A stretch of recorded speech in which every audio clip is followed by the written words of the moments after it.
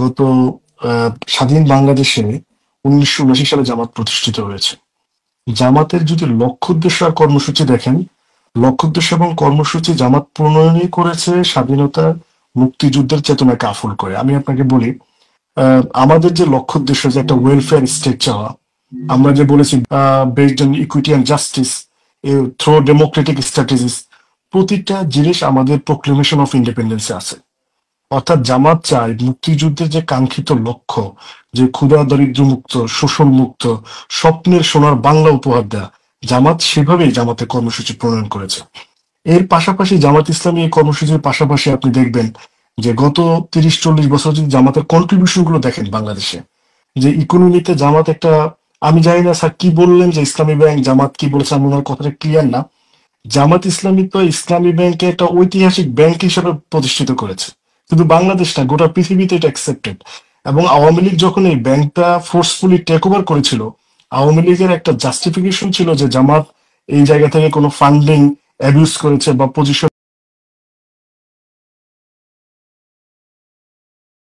প্রায় 10 বছর একটানা ইনভেস্টিগেশন করার পরেও 1 টাকা জামাত ইসলামিক ব্যাংক থেকে এদিক সেদিক নিয়েছে কিন্তু প্রমাণ করতে পারেনি। তা এরপরে আপনি দেখেন ইসলামী ব্যাংকের মতো এরকম বেশ কিছু ব্যাংক জামাতের লোকেরা কিন্তু বাংলাদেশে প্রতিষ্ঠিত করেছে। এবং ইসলামী ব্যাংকের পাশাপাশি আমাদের যে যারা 3টা অর্গানই রাষ্ট্রে, প্রত্যেকটা অর্গানই কিন্তু জামাত সিগনিফিক্যান্ট রোল প্লে করেছে। আপনি যদি মিনিস্ট্রি লেজিসলেটর দেখেন, আমাদের যারা মেম্বার অফ পার্লামেন্ট হয়েছিলেন বাংলাদেশে, একসাথে আপনার 18 জন পর্যন্ত ছিলেন একটা একই সংসদে, এবং মহিলা সংসদ সদস্য মিলে 21 জন ছিলেন। তো জামাতের সংসদ সদস্যদের এলাকায় যদি আপনি যে খবর নেন এবং যে কিরকম করাপশন ফ্রি জামাতের লিডাররা কাজ করেছেন, বিশেষ করে 3টা মিনিস্ট্রি জামাত, বিএনপি জামাত যখন ক্ষমতায় ছিল, যে জামাতের যখন ওই সময় বাংলাদেশ দুর্নীতিতে চ্যাম্পিয়ন হয়েছিল, সেই সময়ও জামাতের মিনিস্ট্রি নিয়ে অন্তত কারো কোনো প্রশ্ন ছিল না। মানে জামাতের ঐতিহাসিক ভূমিকা। এরপরে আপনি দেখেন জামাত ইসলামী ব্যাংক নয় শুধু, আপনারা ইবনে সিনার মতো এরকম হাজারো প্রতিষ্ঠান, স্কুল, কলেজ, মাদ্রাসা, বিশ্ববিদ্যালয় এগুলো প্রতিষ্ঠিত করেছে। আপনি 5ই আগস্টের পরে দেখেন এই রাজনৈতিক দলগুলো, অনেক পলিটিশিয়ান আছে, পলিটিক্যাল পার্টি, তারা যখন নিজের আখের গোছানোর ব্যস্ত, জামাত ইসলামীর লোকেরা সর্বপ্রথম প্রত্যেক শহীদ পরিবারের পাশে দাঁড়িয়েছে। প্রায় 1600-1400-র উপরে শহীদ পরিবার, প্রত্যেক শহীদ পরিবারকে বাসায় গিয়ে গিয়ে 2 লাখ টাকা করে মিনিমাম দিয়েছে। এবং যে 23,000 লোক আহত ছিলেন, প্রতিটা লোকের বাসায় বাসায় গিয়েছেন, তাদের পরিবারের পাশে দাঁড়িয়েছেন। আপনি খবর নিয়ে দেখেন শহীদ পরিবারগুলো। তা আমার কথা হচ্ছে কি ভাই, এই যে ব্যারিস্টার জামাত এত ব্যারিস্টার ব্যারিস্টার ব্যারিস্টার রহমান, আপনার কাছে আমার একটা প্রশ্ন, অনেকেরই প্রশ্ন, যে এই যে 2 লক্ষ টাকা করে দিয়েছে, অনেক টাকা খরচ করছে জামাত, এই টাকাটা আসলে কোথায় পায়? এটা নিয়ে অনেকের প্রশ্ন আছে। খুব আপনি যদি একটু সুন্দর এটা ক্লিয়ার করেন। সুন্দর কথা বলেছেন যে জামাতের লোকেরা অন্য পলিটিক্যাল পার্টির মতো নয়। আপনি, আমি জামাতের পার্টি হিসেবে প্রত্যেক মাসে আমাদের ইনকামের একটা পার্সেন্টেজ জামাতকে দিতে হয়। যদি মেম্বার হয় জামাতের, তারা মিনিমাম 5 to 10%, 5% হচ্ছে মিনিমাম, আর 10% তাদেরকে এনকারেজ করা হয়। এছাড়াও আপনার জরুরি ফান্ড, শহীদ ফান্ড, এই যে যারা জুলাই অভ্যুত্থানে আহত হয়েছেন, তারা নিজেরাই তারা টাকা দিচ্ছেন।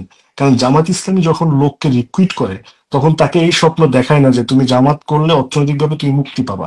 জামাত মনে করে যে তুমি একটা ডিসিপ্লিন লাইফ পাবা, দুনিয়াবি কল্যাণ, পরকালে তোমার মুক্তি, দুইটাই জামাত মেক শিওর করবে। আমার মনে হয় মেজর আফসারিবের নিরপেক্ষতার দৃষ্টিতে উনি বলেছেন রাইটলি যে 2-1টা অভিযোগ জামাতের 2-1 জনের বিরুদ্ধে এসছে চাঁদাবাজি নিয়ে। জামাত হুম, হুম। সাথে সাথে খুবই কঠিন অবস্থান নিয়েছে। এবং একটা হচ্ছে আপনাদের ফেনীতে এরগুনতে, সাথে সাথে তাকে রাইট। বহিষ্কার করেছে।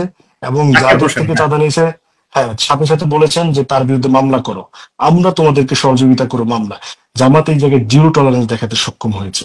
তো আলহামদুলিল্লাহ, আমি মনে করি যে জামাত ইসলামী এই যে এত ভালো কাজ করছে, এরকম ভালো কাজ করার পরে জামাত ইসলামী সম্পর্কে গোটা বাংলাদেশে কিন্তু পারসেপশন আজকে একদম ডিফারেন্ট। আপনি যদি যান, ঢাকা বিশ্ববিদ্যালয় থেকে শুরু করে প্রত্যেকটা জায়গায় প্রতিটা মানুষ, ইসলামী ছাত্র শিবিরা জামাতের এই ভূমিকাকে তারা কিন্তু অ্যাকসেপ্ট করে নিচ্ছে।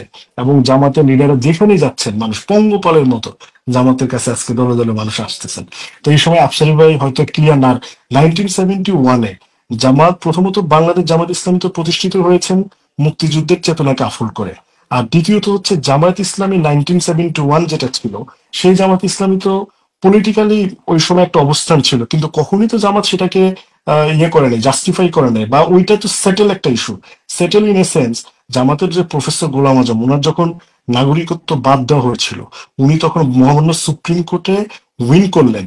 ওনার নাগরিকত্ব বাদ দেওয়ার পিছনে একটা গ্রাউন্ড ছিল যে উনি বাংলাদেশের মুক্তিযুদ্ধের এগেনস্টে ছিলেন, কিন্তু এটা তখন একবার প্রমাণিত হয়েছিল যে না, সুপ্রিম কোর্টের মাধ্যমে উনি নাগরিকত্ব উইন করে 1993-তে প্রফেসর গোলাম আজম, আমাদের যে বাইতুল মোকাররমের উত্তরকার, উনি পরিষ্কার বলেছেন, দুঃখ প্রকাশ করে।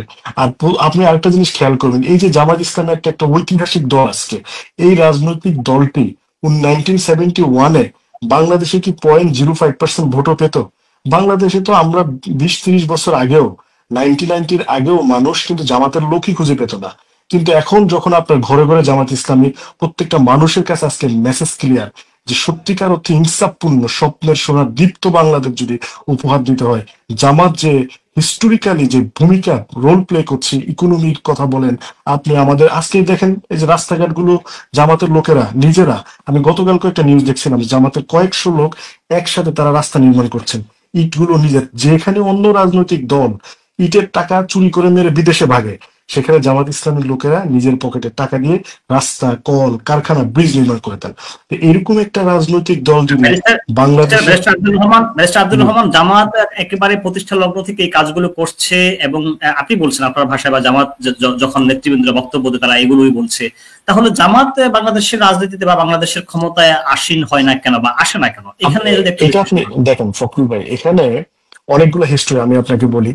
অনেকেই না জেনে একটা কথা বলেন যে জামাতের বাংলাদেশে কি ভোটের পার্সেন্টেজ আছে। 1991-এর যে ইলেকশন আপনি এখনই বাই করেন, গুগলে আছে, 1991-এই জামাত 12% ভোট পেয়েছে।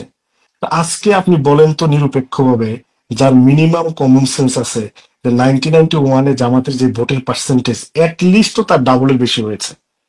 তো জামাত তো গ্র্যাজুয়ালি মানুষের কাছে পৌঁছেছে। আরেকটা ব্যাপার হচ্ছে কি, জামাতের বিরুদ্ধে অনেক ধরনের আপনার হিস্টোরিক্যাল অনেক অপপ্রচারের শিকার কিন্তু জামাত হয়েছে, যে জামাত এই করবে, জামাতের লোকেরা আসলে জোর করে বোরকা পরাবে, জামাতের লোকেরা যদি আসে ওই রক কাটা, ওই সেই, এই ধরনের অভিযোগ ছিল। কিন্তু মানুষ যত মিশেছে, জামাতকে যত দেখেছে, শিবিরকে যত দেখেছে, আজকে দলে দলে মানুষ সেভাবে জামাতের দিকে আসছে। যেইভাবে এটা কিন্তু একটা ইতিহাস, জামাত ইসলামী ছাত্র শিবিরের উপরে 16 বছর যে পরিমাণ জুলুম এবং নির্যাতন হয়েছে, পৃথিবীতে খুব কম রাজনৈতিক দলের উপর এরকম হয়েছে। এবং সেই জায়গায় জামাত পরের দিনও দাঁড়িয়ে যেই ভূমিকায় জাতির জন্য আজকে প্লে করছে, কোনো আবেগের বশবর্তী হয়ে না, বরং দায়িত্বশীলতার জায়গা থেকে প্রত্যেকটা সেক্টরে, যেখানে আজকে বিপদগ্রস্ত, সরকারের প্রবলেম, সাধারণ শিক্ষার্থীদের সমস্যা, মানুষ আহত, প্রত্যেকটা জায়গায় কিন্তু জামাত ইসলামী লোকেরা যে হাজির হচ্ছে। নিজের 2 টাকা থাকলে আমরা 1 টাকাকে আমার প্রতিবেশীর সাথে, আমার ভাইয়ের সাথে, সে যেই ধর্মের হোক, যেই বর্ণের হোক, যেই দলের হোক, তার সাথে আমরা ভাগ করে খাবো। ইসলামের যে শিক্ষা, এই শিক্ষার দিকে মানুষকে কিন্তু আসতে হবে, যদি প্রকৃত পক্ষে মানুষ যদি আজকে মুক্তি পেতে চায়। কারণ আজকে কিন্তু এই সমাজটা একটা ভোগবাদী সমাজ, ম্যাটেরিয়ালিস্টিক একটা সোসাইটি। এই ম্যাটেরিয়ালিস্টিক সোসাইটির মানুষের মধ্যে শুধু যদি আপনি ভোগবাদী চিন্তা চেতনা তারা লালন করে, তাহলে কিন্তু মুক্তি পাবে না। কারণ আপনি একটা লোক যদি মাসে 5 লাখ টাকাও ইনকাম করে, ম্যাটেরিয়ালিস্টিক হলে সে আরো 50 লাখ টাকা হলেও শান্তি পাবে না। সেই জায়গায় ইসলামের যে একটা শিক্ষা, নৈতিক শিক্ষা, সেই শিক্ষা হচ্ছে আমরা সবাই সাথে, একসাথে সবাই মিলে আমরা ভালো থাকবো। যদি একটা মানুষ থাকেন, তার চতুর্দিকে 40টা ফ্যামিলির দায়িত্ব বলা হয়েছে, যদি সে সলভেন্ট হয় তার উপরে দেওয়া আছে। তা আমি এই জন্য আফসারিবার অবশ্যই রাইট আছে, তিনি বলতে পারেন জামাতের বিরুদ্ধে, যে কেউ বলতে পারে, আমরা ওয়েলকাম জানাই।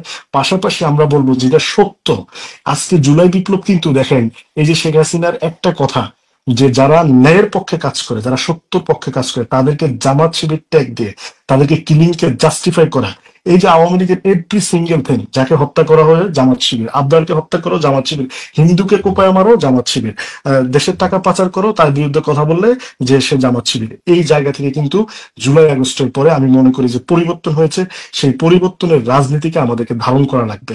তাই আমরা আমাদের কাদা ছোড়াছুড়ি বাদ দিয়ে ন্যাশনাল যে কনসেনসাস, আমাদের যে পাবলিক ইন্টারেস্ট, ন্যাশনাল ইন্টারেস্ট, আজকে কিন্তু সেটা হচ্ছে আমাদের রুল অফ ল, আজকে সেটা হচ্ছে আমাদের এমপ্লয়মেন্ট অপরচুনিটি, আজকে সেটা হচ্ছে আমরা কিভাবে বাংলাদেশকে বিশ্বের মানচিত্রে একটি উন্নত, সমৃদ্ধ, স্বপ্নের সোনার বাংলাদেশ হিসেবে উপহার দেব। সেই জায়গায় আমাদের পথের ভিন্নতা আছে, মতের ভিন্নতা আছে, ডিফারেন্স আছে, তবু আমরা মনে করি আসুন আমরা ঐক্যবদ্ধ হয়ে জামাত যে একটা আদর্শ নিয়ে, সেটা জামাতের কিছু না, ইসলামের যে আদর্শ, আসুন সেই আদর্শের ভিত্তিতে আমরা বাংলাদেশকে একটি সমৃদ্ধশালী দেশে পরিণত করি।